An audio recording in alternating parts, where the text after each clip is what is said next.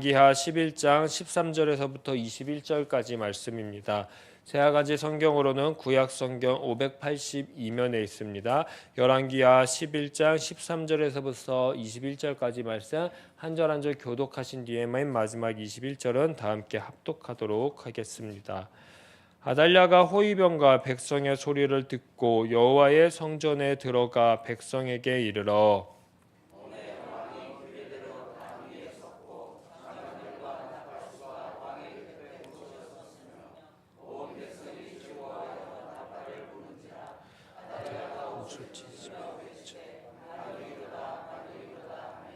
제사장 여호야다가 군대를 거느린 백부장들에게 명령하여 이르되 그를 대열 밖으로 몰아내라. 그를 따르는 자는 모두 칼로 죽이라 하니 제사장의 이 말은 여호와의 성전에서는 그를 죽이지 말라 함이라.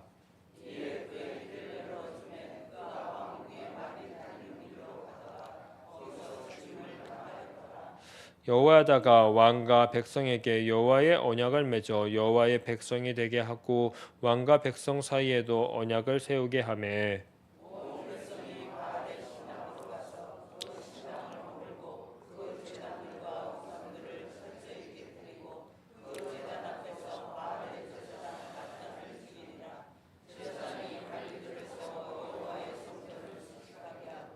또 백부장들과 가리 사람과 호위병과 온 백성을 거느리고 왕을 인도하여 여호와의 성전에서 내려와 호위병의 문길을 통하여 왕궁에 이르매 그가 왕의 왕자에 앉으니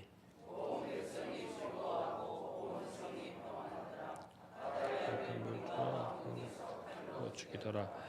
요아스가 왕이 될 때에 나이가 7세였더라. 아멘.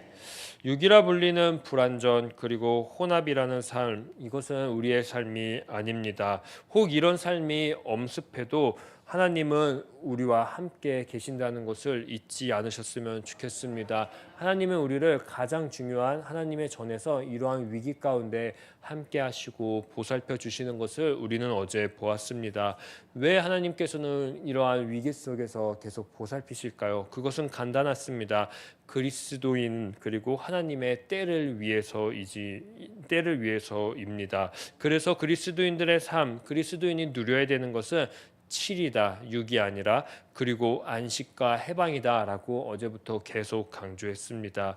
이 삶을 누리는 방법이 있습니다. 그것은 딱 한 가지입니다. 돈이 많아서 누릴 수 있는 것도 아니고요. 우리가 높은 자리에 앉아 있다고 누릴 수 있는 것도 아닙니다. 다윗처럼 다윗이 걸었고 다윗이 살았던 여호와의 법도와 율례를 따르야지만 오직 7의 삶, 해방의 삶, 안식의 삶을 누릴 수 있습니다. 그리고 또 오늘의 찬송처럼 죄와 슬픔이 사라지고 의심구름이 거치고 변함없는 기쁨이 그리고 우리들에게 늘 찾아오게 될 것입니다. 이게 어쩌면 7의 삶이고 안식과 해방일 것입니다. 이 삶을 누리는 오늘 하루 되시기를 간절히 축복합니다. 이제 드디어 7년째 해가 되었습니다. 이 7년째 해에 너무 멋있는 일들이 일어났습니다. 왕위 등극식이 오늘 일어나고 있는 장면입니다. 시끌벅적합니다. 왜냐하면은 아무랬던 시간을 지나 이제 우리의 왕이 태어났기 때문입니다. 우리의 왕이 다가왔기 때문입니다. 시끌벅적한 이 상태에 그리고 박수와 만세 소리가 열심히 이어지고 있습니다. 이 소리가 13절에 보니까 아달랴에까지 전해졌습니다. 아달랴의 입장에서는 이 소리가 반갑지 않을 것입니다. 그리고 굉장히 당황스러운 소리일 것입니다. 왜냐하면 있어서 안 될 일이 지금 일어났거든요. 아달랴는 분명히 모든 다윗의 혈통들을 다 제거했다고 생각했을 것입니다. 그런데 다윗 왕조의 후손이 떡하니 지금 자기를 대신해서 왕의 자리에 앉아있기 때문입니다. 더 나아가서 14절 여왕이 있는데 지금 왕이 있는데 왕을 세우는 반역이 일어납니다. 그래서 아달랴는 계속 반복해서 외칩니다. 반역이 일어났다고 말이죠. 물론 이 모든 일들은 아달랴의 입장에서 반역입니다. 허나 열왕기 기장 입장에서는 누가 반역일까요? 바로 아달랴가 반역자입니다. 반역은 아달랴이고 왕의 자리에 있어서 절대 안 되는 존재가 바로 아달랴입니다. 그래서 그런가요? 아달랴의 대관식에 관한 이야기는 우리가 만나보지 못했습니다. 어제도 그렇고 오늘도요. 허나 그와 반대로 요아스의 대관식은 준비 과정부터 꽤나 구체적으로 우리들에게 소개하고 이야기하고 있었습니다. 또 반기는 대상들도 있습니다. 14절 누가 반기고 있죠? 바로 백성들이 반기고 있습니다. 온 백성들이 이 왕이 세워지니까 어떻다고 합니까? 즐거워했다라고 열왕기 기자는 평가하고 있습니다. 시작부터 백성의 지지도 얻었습니다. 역시 7년째 해인 것 같습니다. 억눌렸던 것에서 해방되니까, 억눌렸던 것에서 안식을 얻으니까 즐거움이 찾아옵니다. 가장 낮은 곳에서부터 모든 사람들이 말이지요. 이 즐거움은 그간 그들의 삶 가운데 어둠, 혼합, 불안전 등 이러한 삶들에 억눌려 있던 이 삶으로 즐거움을 앗아갔던 16절 아달랴의 죽음과 함께 열왕기 11장에서 다 없어지게 됩니다. 완전히 퇴장되게 됩니다. 이제는 어둠, 혼합 그리고 불안전 등이 제거된 상태로 우리는 11장을 맞이할 수 있습니다. 이 제거의 증거로는요 18절을 보시게 되면 아달랴가 가지고 들어온 바알 신당이 어떻게 되죠? 허물게 됩니다. 그리고 제단도 우상도 다 깨트리게 되는 그러한 장면도 봅니다. 더 나아가서 바알의 제사장도 제거되는 그러한 장면으로 완전히 우리가 어둠 속에서 혼합 속에서 지금 해방됐구나, 안식을 얻었구나 하는 그러한 장치이기도 합니다. 모든 것이 깨끗해졌습니다. 그리고 정리가 다 됐습니다. 그럼 이제 어떻게 살아가야 될까요? 어떻게 해야 될까요? 역시 제사장답습니다. 여호와다는 알고 있었습니다. 이 빈자리를 채울 것을 말이지요. 6년이라는 꽤 긴 시간입니다. 그 긴 시간을 정리했습니다. 그러면 이곳저곳에서 정리하다 보면은 공간들이 이제 생기고 빈자리가 나올 것입니다. 이 빈자리를 여호와다는 17절 말씀으로 채우기 시작합니다. 한번 이 17절 말씀 다 함께 합독해 보도록 하겠습니다. 여호와다가 왕과 백성에게 여호와의 언약을 맺어 여호와의 백성이 되게 하고 왕과 백성 사이에도 언약을 세우게 하매 아멘. 네, 빈자리에 무엇으로 채우기 시작하죠? 바로 여호와와 맺었던 언약으로 채우기 시작합니다. 그간 잊고 살았던 하나님의 말씀으로 다시금 그 빈자리들을 채웁니다. 우리가 누구인지 다시금 똑똑히 기억하게 하는 장면이 될 수 있습니다. 남유다는 북이스라엘과 같으면 될까요? 안 될까요? 절대 안 됩니다. 지금 보여주는 것입니다. 우리는 이제 북이스라엘과 같은 존재가 아니다. 우리는 우상의 나라가 아니다라는 것을 여호와를 통해서 지금 우리는 보고 있습니다. 우리 남유다는 하나님의 백성이다. 특별히 이 말을 표현을 그대로 따르면 언약 백성이다라고 이야기하고 강조하고 있습니다. 잃어버리고 살았던 삶, 찾을 수만 없었던 것 같은 삶, 회복할 수 없었던 것 같은 이 삶들이 다시금 우리들의 삶 가운데 돌아왔습니다. 다가왔습니다. 그래서 7은 은혜의 해이고 해방의 해가 되는 것입니다. 얼마나 즐겁고 행복했으면 20절에 온 백성이 즐거워하고 온 백성이 어떻다고 합니까? 평온했다라고 이야기를 합니다. 열왕기 기자는 오늘 우리들에게 알려줍니다. 7 안식 해방의 삶은 즉 제자리를 찾은 삶이다라는 것입니다. 이 제자리를 찾은 삶에는 두 가지 특징이 나옵니다. 바로 즐거움과 평온입니다. 이것이 누가 누리고 있습니까? 왕이 누리고 있습니까? 아닙니다. 바로 온 백성 모두가 누리고 있다라는 것입니다. 우리도 한번 생각해 보십시오. 인생을 살아가면서 얼마나 행복하려고 또 즐거우려고 노력들 하십니까? 또 평온했으면 좋겠지 않습니까? 그래서 그 평온한 삶을 위해서 또 얼마나 많은 것들을 노력하면서 사셨습니까? 그래서 그런지 7 안식, 해방을 대표하는 신약의 단어가 있습니다. 무엇일까요? 바로 저는 천국, 하나님의 나라라고 생각을 합니다. 이번 주에 주일학교에서는 이 천국에 대해서 한번 이야기를 나누은 적이 있습니다. 천국의 기준이 있다고 합니다. 들어가려면요. 예수님께서 이야기해 주셨는데요. 혹시 다들 들어보셨나요? 천국의 기준이 무엇일까요? 어린 아이라고 이야기를 했습니다. 마태복음 18장 3절에 보면은 이렇게 이야기 있는데 이것도 한번 괜찮으면 다 같이 읽어보겠습니다. 시작. 이르시되 진실로 너희에게 이르노니 너희가 돌이켜 어린아이들과 같이 되지 아니하며 결단코 천국에 들어가지 못하니라. 아멘. 네, 천국의 기준을 어린아이로 예수님께서 딱 세운 것을 볼 수 있습니다. 즉 구약의 언어로 말하면 7 해방 안식의 기준을 어린아이로 둔 것입니다. 한번 생각해 봤습니다. 왜 그랬을까요?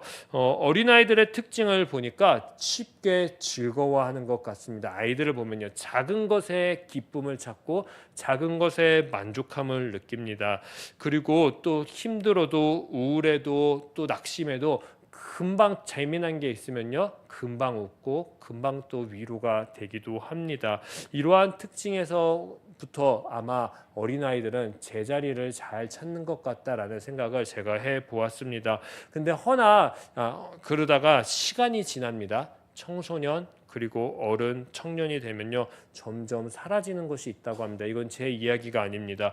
인사이드 아웃이라는 영화를 혹시 보신 적이 있을까요? 광고에서 감정 이야기입니다. 우리 안에 있는 감정들이 어떻게 생겨났고 그 감정들이 활동하는 그러한 이야기 영화인데요.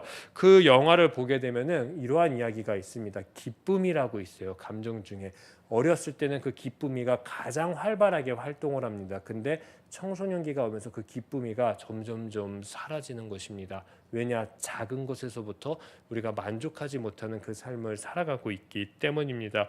어쩌면 오늘 분명 이 이야기는 우리들에게 해주고 싶은 게 있는 것 같습니다. 즐거움, 평온, 즉 안식, 해방, 7, 천국을 누리려면 내 삶을요 제자리에 갖다 놓아야 된다라고 계속 이야기하는 것 같습니다. 제자리에 갖다 놓고 그 제자리에서부터 다시 출발하라고 말이지요. 제자리는 그럼 과연 무엇일까요? 그건 바로 17절 말씀이라고 저는 생각합니다. 즉 17절에 나오는 하나님과의 약속, 언약입니다. 다른 말로 하면 약속을 지킨다라는 것은 하나님과 동행하는 것입니다. 이 삶이 주님의 전에서 분명히 잘 누려야 됩니다. 제자리가 바로 저는 주님의 전인 것 같습니다. 주님의 전에 와서 제자리를 날마다 맞춰야 됩니다. 내가 지금 정말로 언약 백성인지 하나님의 말씀에 굳건히 섰는지 그 말씀을 기반하여 하루하루 살아가고 있는지 그래서 내 삶에 즐거움이 있는지 평온이 있는지 한번 점검해보고 또 체크해보아야 됩니다. 평온, 즐거움이 없다면 이 제자리의 삶에 와서 하나님의 말씀을 가까이 두어야 됩니다. 이 가까이 두는 삶, 교회 안에서는 사실은 정말 잘 됩니다. 왜냐하면 교회의 정체성은 말씀이기 때문입니다. 말씀이 있는 곳이기 때문에 우리가 늘 언제나 말씀을 가까이 할 수 있습니다. 교회에서는 안 되려고 안 될 수가 없습니다. 그런데 허나 오늘 본문에서는 또 이야기하는 제자리가 있습니다. 주님의 전 말고 우리들에게는 다른 제자리가 있다고 합니다. 그것은 바로 19절에 나와 있습니다. 우리의 삶의 터전은 교회가 사실은 아닙니다. 삶의 터전 우리가 돌아가야 될 장소가 있습니다. 왕궁 아닐까요? 아닙니다. 왕궁 밖에서의 삶입니다. 왕궁 밖 교회 밖에서의 삶이 우리의 터전입니다. 그곳에서 언약을 지켜야 되는 것입니다.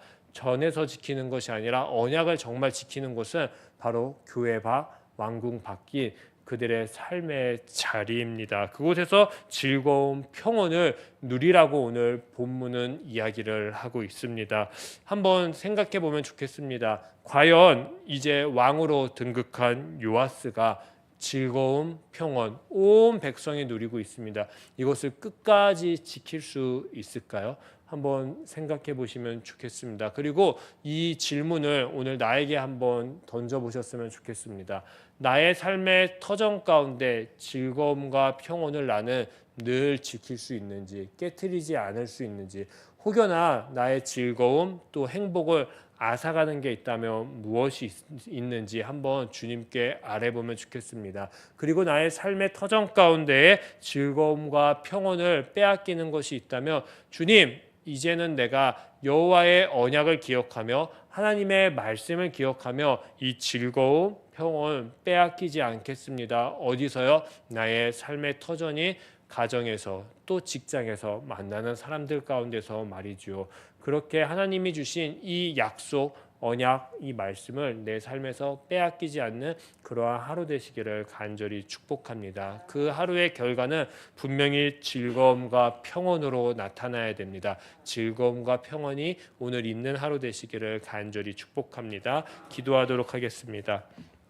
하나님, 우리의 삶을 제자리로 갖다 놓으면 하나님과의 약속이 떠올라야 합니다. 하나님, 나의 삶 가운데 날마다 하나님의 약속이 떠오를 수 있게 하여 주시옵소서. 그 약속은 하나님의 말씀입니다. 내 마음 가운데, 내 삶 가운데에 말씀이 늘 가까이 하고 말씀이 늘 떠올라서 주와 함께 동행하는 삶을 누릴 수 있게 하여 주시옵소서. 그 주와 함께 누리는 그 동행의 결과는 오늘 두 단어로 이야기합니다. 즐거움과 평온입니다. 내 삶에 즐거움이 넘치게 하시고 평온이 넘치게 하여 주시옵소서. 이 즐거움과 평온이 넘쳐서 나의 주변, 나의 가정, 그리고 더 나아가서 나의 직장의 생활, 내가 만나는 사람들에게도 즐거움을, 평온을 선사하는 오늘 하루 될 수 있게 하여 주시옵소서. 감사하며 이 모든 말씀 예수님의 이름으로 기도합니다. 아멘.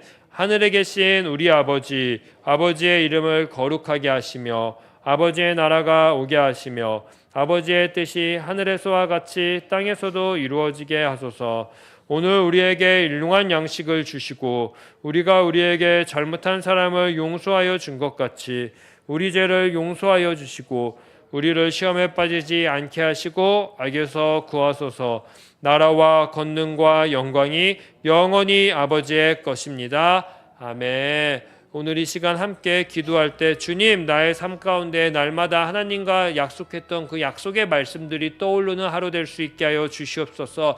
그래서 그 약속의 말씀을 붙잡고 내 하루의 삶 가운데 즐거움과 평온을 누리는 오늘 하루 되게 하여 주시옵소서라고 기도합시다. 그리고 두 번째로 우리의 다음 세대들, 우리의 천국의 기준되는 다음 세대들과 대학 청년부의 삶들을 위해서 그들을 중보하며 이 시간 주여 한번 외치신 뒤에 합심해서 기도하도록 하겠습니다. 주여, 사랑과 은혜가 많으신 주님, 주의 약속을 지키는 것, 이것은 주의 전에서는 분명히 잘 됩니다. 그러나 우리의 삶 가운데 하나님의 말씀을 지켜야 되는 것은 주의 전뿐만 아니라 우리가 살고 있는 삶의 바탕입니다. 가정도 될 수 있고요, 또 직장 생활도 될